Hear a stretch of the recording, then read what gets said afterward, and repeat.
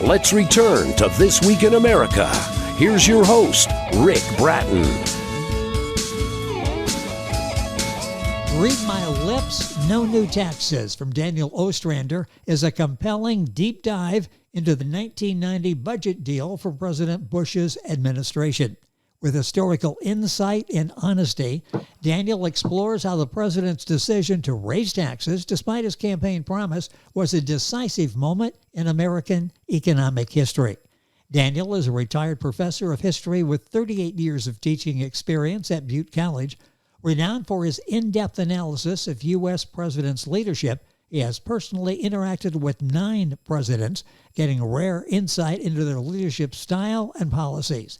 Having co-authored works with leaders like President Gerald Ford and President George H.W. Bush, Daniel brings unparalleled expertise to American history. His experience ranged from advising on historical political strategy, U.S.-China relations, and monitoring international elections alongside President Jimmy Carter.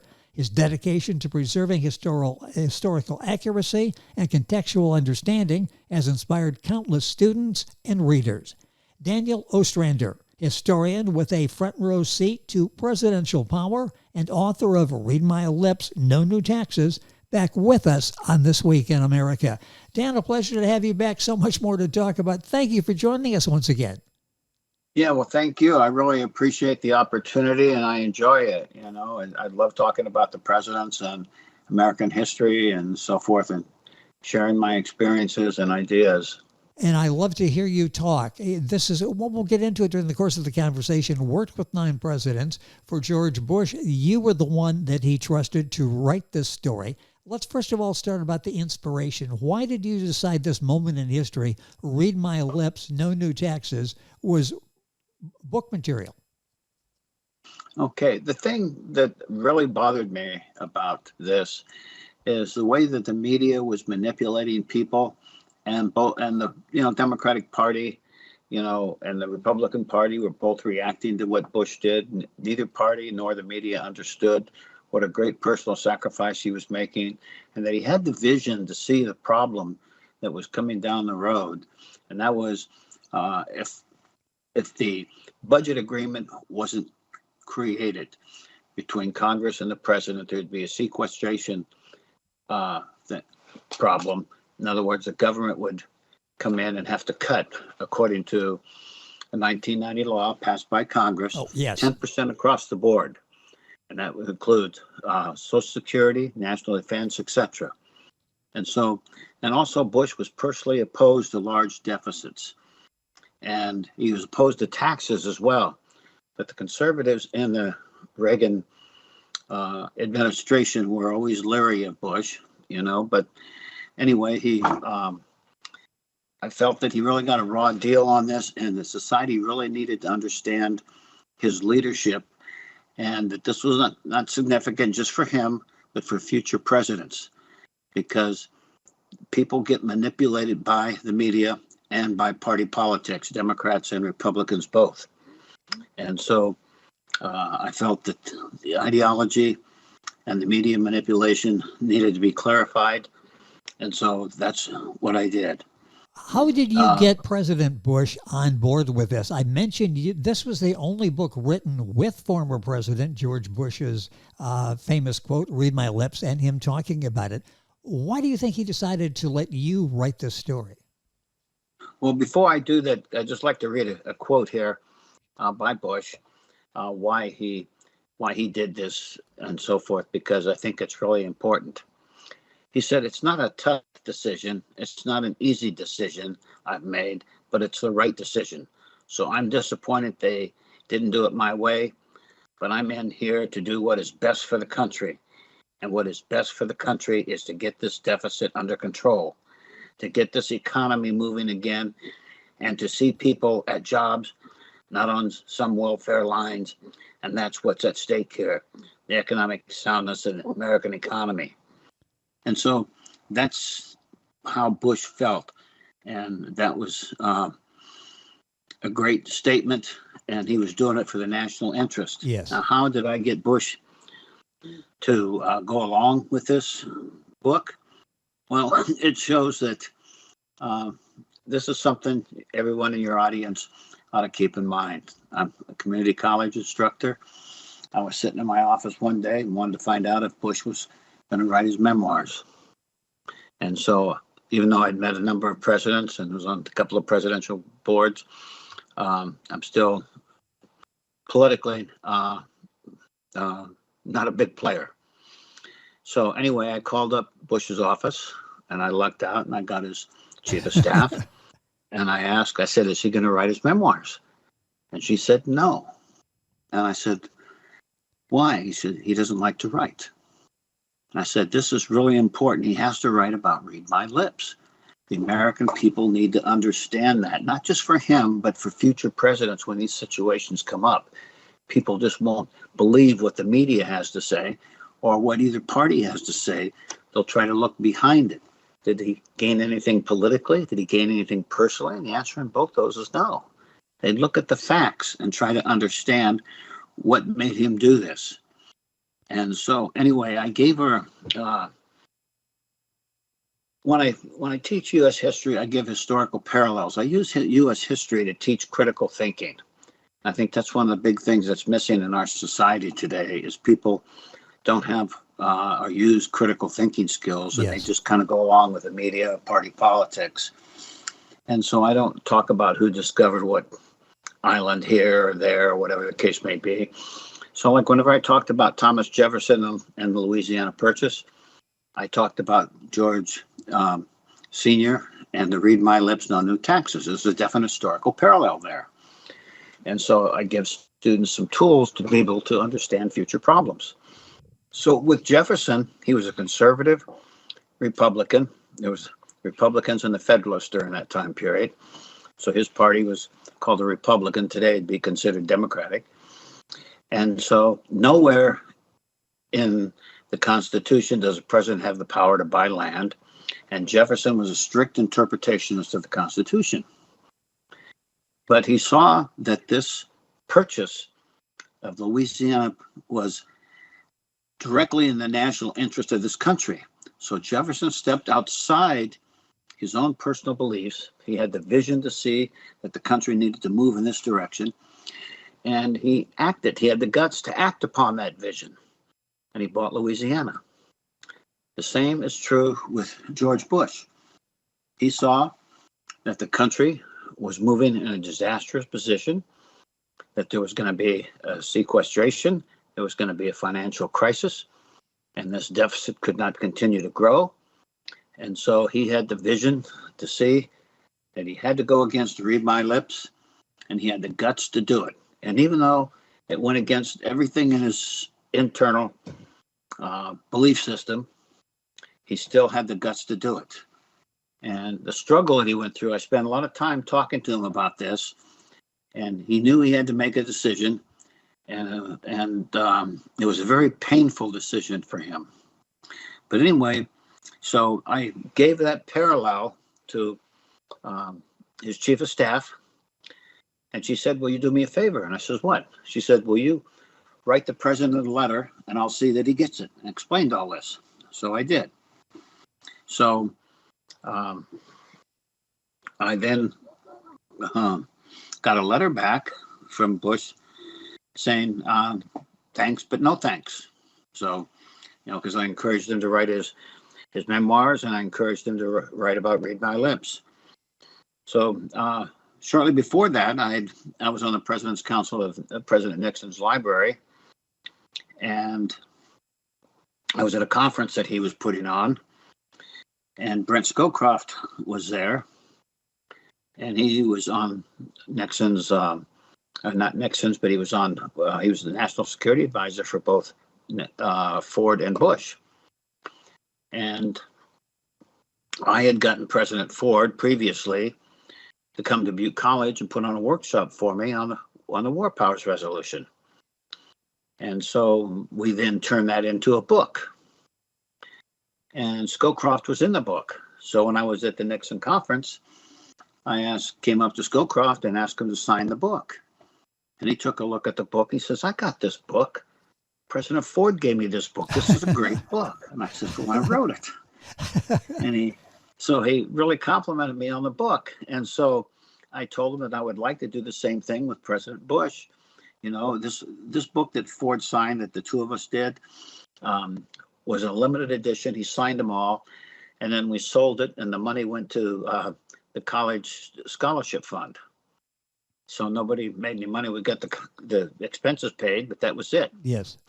So then later I was in Washington, D.C. on another Nixon conference, and I ran into Scowcroft there.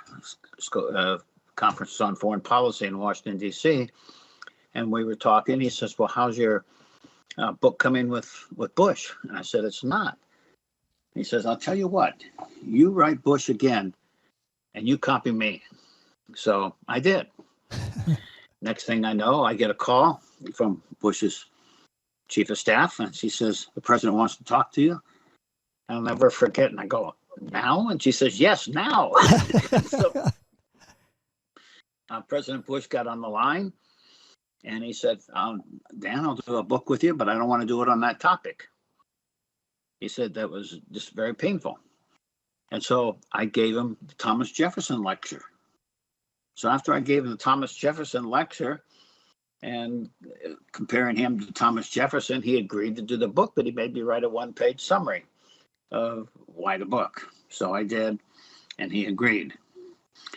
And so then, anyway,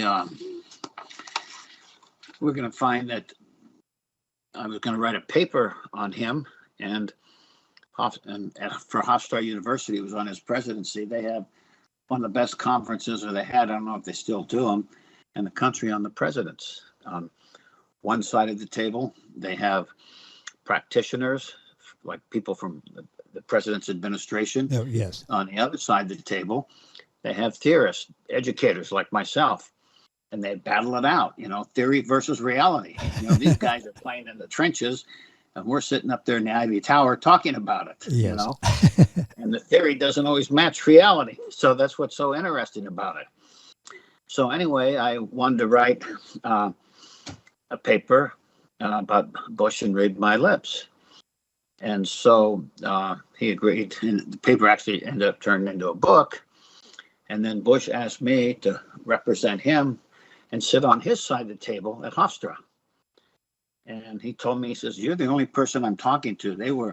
He and Barbara were extremely hurt by the way the media and the political parties went after him on the read my lips, no new taxes.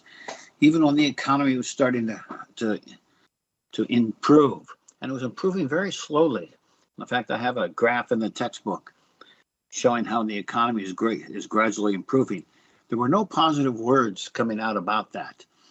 And so the Clintons came up with, well, it's the economy, stupid. And he just continued to get beat up for it, Yes. So anyway, that's how I convinced him to do the book, is by telling him this was something that he needed to do. He was a good Jeffersonian, and this is a principle that future presidents need to understand, and that the public needs to understand. When a president does that, yes, they got to question his sincerity and so forth. Because one reason I like the presidency, and what really got me into it, is historically presidents do what is best for the country. And so they see that they have this responsibility, and members of Congress have a responsibility to get reelected. That's what they do. Yes. Well, presidents see that I got a responsibility to take care of the country, and being in the Oval Office is an awe. I can't even describe it. Well, yes. It's an experience that just a feeling that you get of the presence of the presidency. President Carter told me one time that after he got elected, he invited some friends from, they were childhood friends from Plains, Georgia, to the Oval Office. He said they were so awestruck that they couldn't speak. They had a hard time. I can actually believe that, yes. Yeah, I put my pants on one leg at a time. I'm still the same guy, And I got a chance to go to the Oval Office one time, and I could feel that feeling. Oh, yes. So the idea is if you're a president, you feel that feeling that of responsibility and taking care of the country. It's just whatever it is in the Oval Office, if it's the water or whatever, I don't know. But that feeling is definitely there, and I had a chance to experience it. Well, and had a chance to write about it. I mean, this book really is an eye-opener. It's a very important part of history that all of us can remember quite vividly. And Dan is able to bring it alive and explain it at a level in the conflict that the president was going through. The book, let's talk about this. A two-part question here. Read My Lips, No New Taxes. How did that even come about? What was the genesis of that? Where did that come from? And did he really think he could pull it off? Well, the genesis comes out of the 1988 campaign. A number of Bush advisors felt that he was subject to what was called the wimp factor. He looked like a wimp and all this kind of stuff, and that they needed to improve his image. And so Peggy Noonan, a speechwriter, came up with this Clint Eastwood phrase, "Read my lips, no new taxes." But I got to tell you, Bush was anything but a wimp. During World War II, he was a fighter pilot. Pilot, yes. And he was on a mission to take out a target.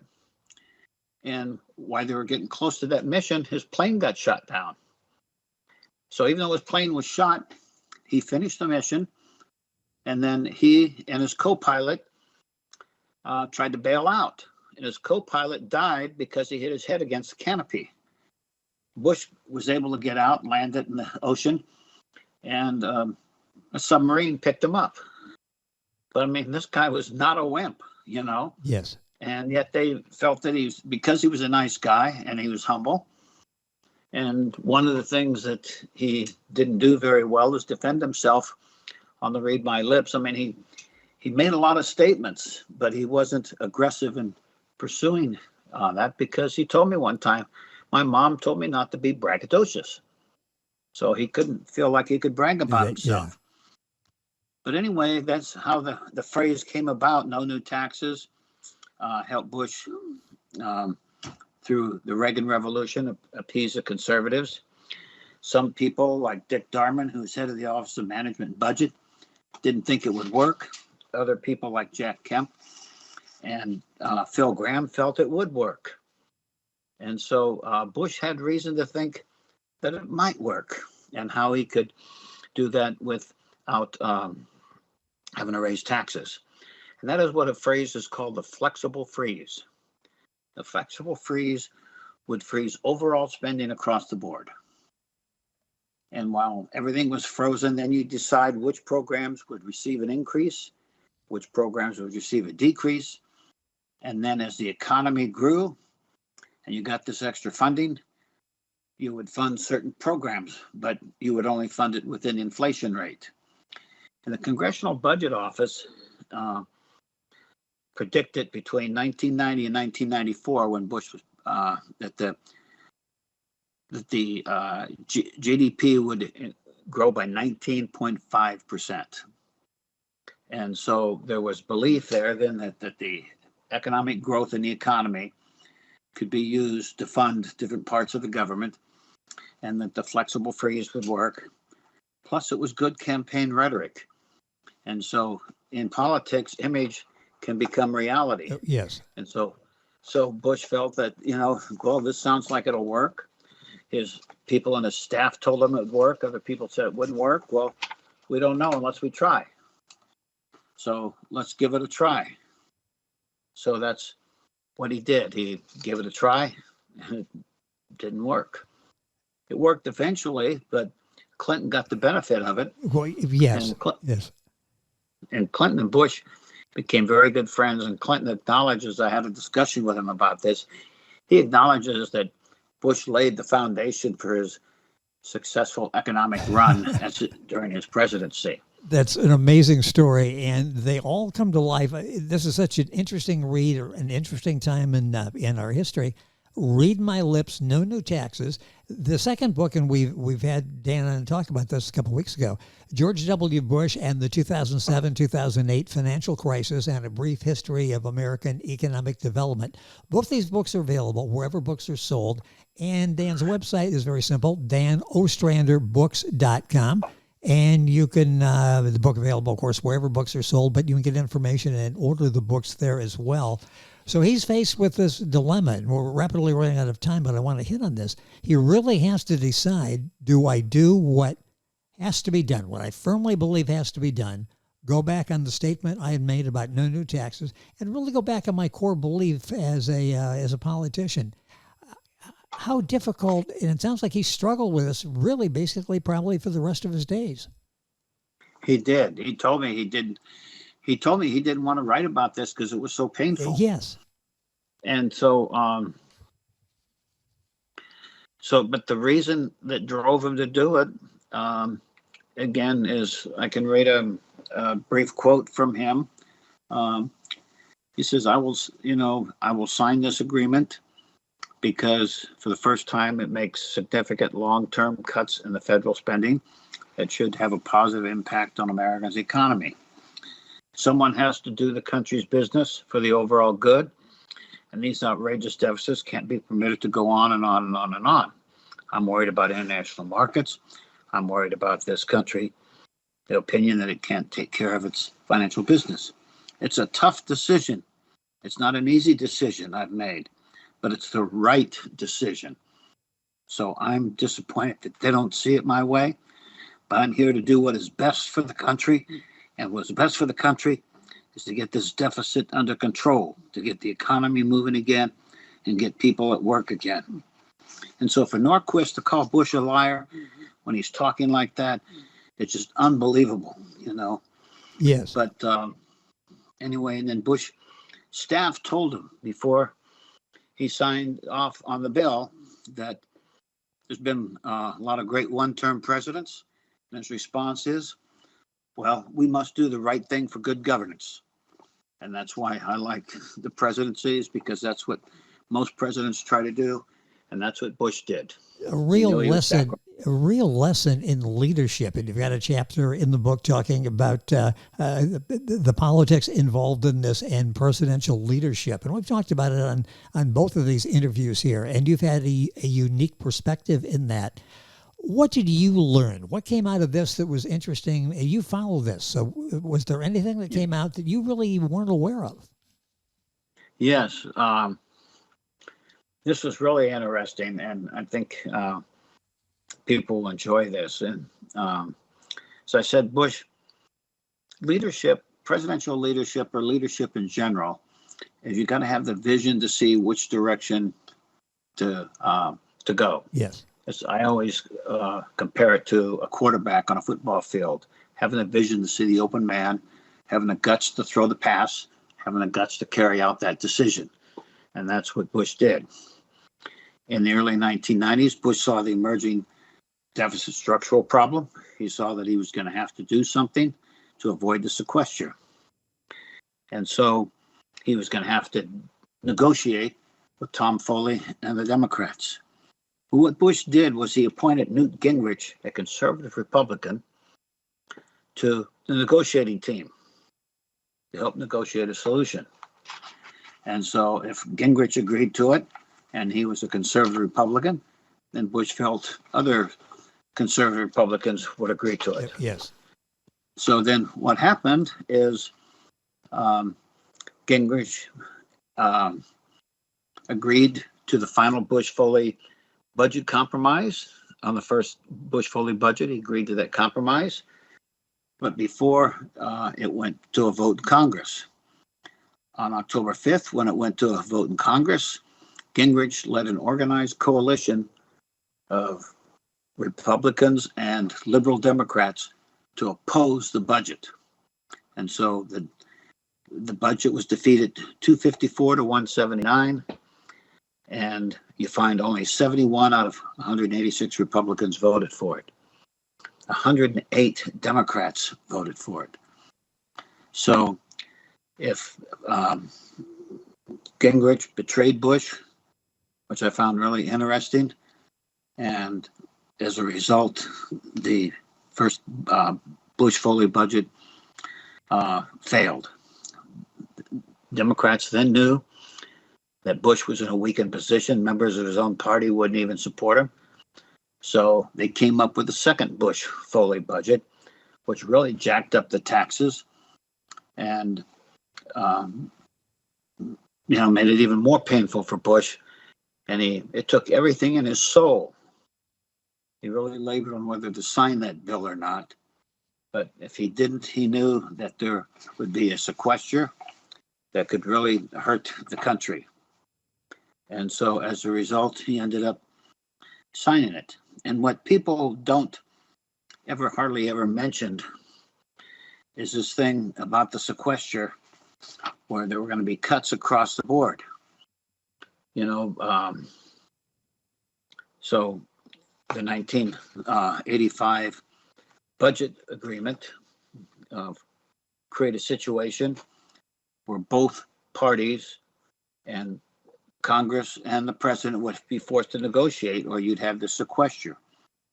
And the result of that was that it created a crisis. And so Bush was caught in that crisis. And if he wanted to prevent the country from having a financial crisis, he'd have to buckle under. And That's exactly what he did. So he did it for the benefit of the country. But they don't talk about that. I mean, how would people react? All of a sudden, 10% of the military expenses get cut. And that weakens our national defense. People on welfare have 10% of their check cut across the board. Yes. Because Congress and Bush didn't act. And you could blame it on both sides. Each side to point fingers at each other, but at the same time, people are suffering. And social programs would be cut. So Bush saw that he just had to step up to the plate and do what was in the best interest of the country. And that's what he did. And so a man of great leadership, a man of great vision. And, the guy was probably, in my estimation, the perfect person to be president because he wasn't so full of himself. Donald Trump does a great job as president, but he was on television the other day selling watches, the Trump watches. He sells all this stuff. He's all about him, and he thinks that the office of the presidency and him are one and the same.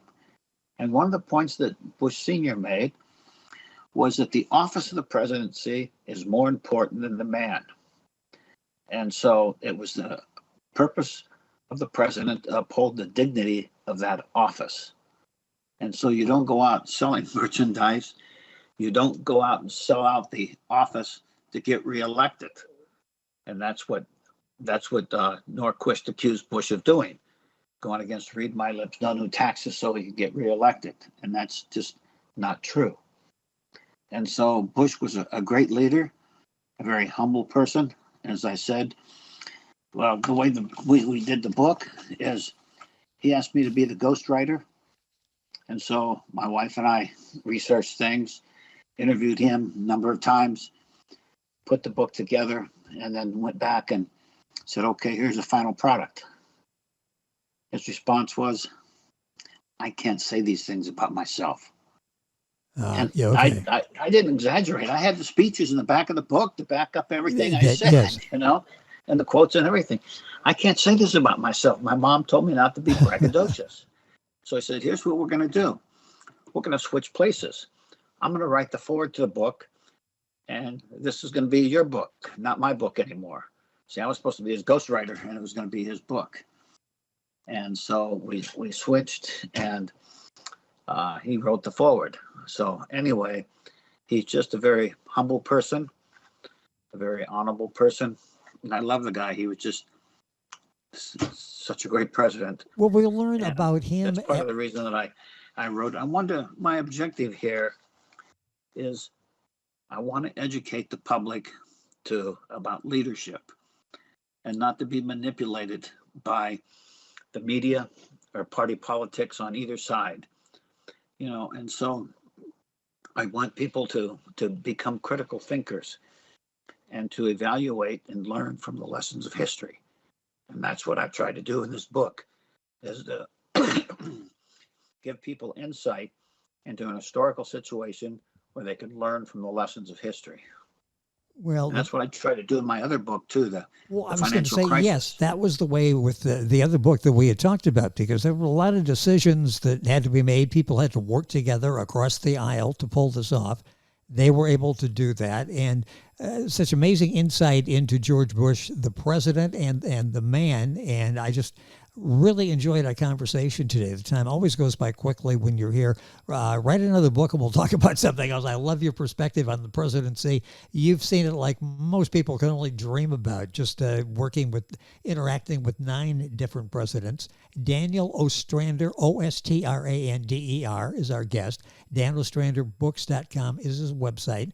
Both books are available there, and wherever books are sold. Great idea for someone who wants to know a little bit about history, current events for the holiday. Great gift idea. Both of these books, the book George W. Bush and the 2007-2008 financial crisis, and A Brief History of American Economic Policy Development, is available, as well as this book, Read My Lips. And Dan, it's been a pleasure having you on for both of these programs. Remarkable insight into what went on behind the scenes. And especially at that time, we didn't have a lot of extended news coverage. We had, like the nightly news and some clips like that. Nowhere could you really go into depth. Not that anybody will watch, but go into depth and give them information as to what's going on. These are leaders, and we find out who the real leaders are at a time of crisis, and we do that in both of your books. Thank you for being with us on the program. Well, thank you, Rick. I really enjoyed it, and I appreciate your time. Well, I appreciate your insight. It was remarkable. In the book, Read My Lips, No New Taxes, available wherever books are sold. My thanks to EC Publishing, LLC, bringing your vision to life with expert editing, design, and marketing, tools tailored to your publishing success. And their website is ecpublishingllc.com. You're listening to This Week in America. Information there on our guest today, Dan Ostrander, his website, danostranderbooks.com, our website, thisweekinamerica.us.